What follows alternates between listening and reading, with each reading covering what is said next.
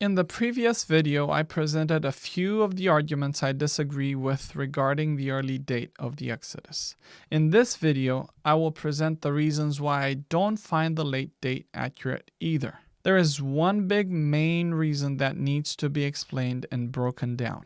Late daters rely on a literal reading and interpretation of the toponym Ramses. Exodus 1:11 says that the Israelite slaves built for Pharaoh's store cities, Pithom and Ramses. They emphasize this can't be an anachronism. Let's look at the sequence of events we have in Exodus 1 and see if it fits the late date. The chronological order of Exodus 1 events is as follows. Number 1. Israel stays in Egypt. How this came about was presented in the end of Genesis. The first 7 verses of Exodus serve as a recap of the end of Genesis and a connector between the Exodus to the Exodus. It connects the entrance in Egypt to the exit out of Egypt. The descendants of Israel stay in Egypt with their families and they multiply. Number 2. A new Pharaoh comes to power and enslaves the Israelites. Many commentators interpret this as the beginning of a new dynasty.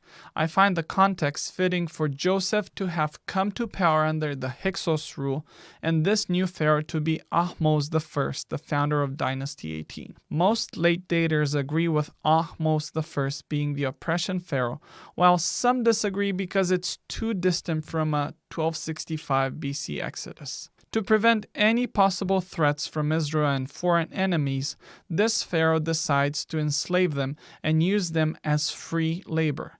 It doesn't mean Ahmose saw the Hyksos as a threat. As the old saying goes, once burned, twice shy. The Hyksos took over the country from within once. They should never again underestimate a possible danger from within. This is a safety measure against any possible external and internal enemies. As part of their labor, Exodus 1:11 says the Israelites built storage units in Ramses and Pithom. 3. Israelite population increases greatly. Despite the enslavement, the Israelite population continues to grow exponentially. For this to happen and to be noticed, it takes a few years. This growth is seen as a threat that needs to be dealt with. 4. Pharaoh orders the killing of the babies. Pharaoh is so horrified by the growing Israelite population that he wants the professional midwives to kill the Israelite boys. The midwives don't obey the orders, so they're summoned after a while. Seeing they don't want to respect his orders, a new order is given. 5.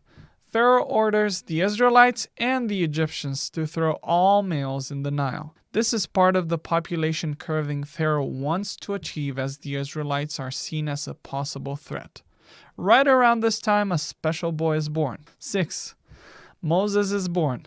His parents keep him for 3 months, and after that, his mother tries to keep him alive by hiding him on the Nile, the very river where he was supposed to see his death. Why did I recap these events? Because I want you to see the sequence presented in Exodus. There is a very logical sequence happening. It all takes place over a period of years. We don't know how long. Going back to the late date and the building of Ramses, we know the city was built by Ramses the Great. After all, he was the one naming it. Ramses came to power around 1279 BC. There is some tinkering you'll find with some authors regarding his first regnal year, but the number of regnal years is the same even if you move it up or down a little. Egyptian chronology is not perfect. According to the sequence of events in Exodus 1, Moses' birth comes after the Israelites start in working on the city of Ramses. Let's say it's 4 years later that Moses is born, although the sequence of events seems much longer. That would be 1279 BC. Exodus 2:11 says he grew up. Let's assume he's only 15 years old when he kills an Egyptian adult male. This would be 1260 BC. He then flees to Midian where he establishes a family. Exodus 7:7 says he was 80 when he returned to Egypt. That would place the Exodus in 1195 BC and the conquest of Canaan in 1155 BC. This date favors Gary Rensburg 12th century Exodus, but makes it impossible for the Exodus to have happened before the Merneptah stele that mentions Israel in circa 1208 BC. For this reason, some late daters say the city of Ramses was built by Seti I or Ramses I. Seti I did build a personal residence there, but it was Ramses II who built the new capital at Ramses. Hoffmeier starts Seti I's reign in 1295 BC. 1295 minus 4 minus 80 equals 1211. There is no time for 40 years of wanderings and 7 years of conquest in Canaan. Moses would have to be 26 if the Exodus took place in 1265 BC. Hoffmeier places the Exodus in 1267 BC. Moses couldn't be older than 24 then. That isn't enough time for his growing up, his vigilante crime, his running away from Egypt to Midian, marriage, birth of 2 boys, and the death of all the men that wanted to kill him. Exodus 4:19. It would have taken at least 2 decades for the men that wanted to kill him to die of natural causes. Moses' reluctance to go speak to Pharaoh indicates he had forgotten Egyptian because a very long period of time passed since he spoke it. The solution of late daters is that Exodus 1 should be read as an amalgamation. Basically, they're saying all kinds of details are mixed out of chronological order. You're putting all the details in a mixer, and you get what you get. I drew a chronological timeline of Dr. Falk's proposition for Exodus 1. It's the answer he gave to me personally when I asked about the order of events. When one reads Exodus 1 as late daters do, there is an awful lot of historical skipping around. I did this timeline because many don't know the Egyptian history and the regnal years. Yes, there are debated reigns. The reign of Horemheb has very many uncertainties, and you will find many different dates ascribed to him. Nonetheless, the picture remains the same no matter the length of certain reigns. Just look at the sequence starting from 1 to number 4. There is a back and forth happening that's hard to grasp. The sequence of events in Exodus 1 follows logically. I do agree there are multiple pharaohs involved without that being specified, but there shouldn't be pharaohs out of sequence. There is a gap of 200 years if we go from the reign of Ahmose I to that of Ai, and all of this is done to go back to Ahmose I again in the next verse. Plus, in verses 9 and 10, the text quotes the sayings of the Pharaoh mentioned in verse 8. The logical sequence of events indicates a chronological order. A minimum would be the respecting of the chronological order of pharaohs. Yes, multiple pharaohs are involved over an unknown period of time, but their actions come in a chronological fashion.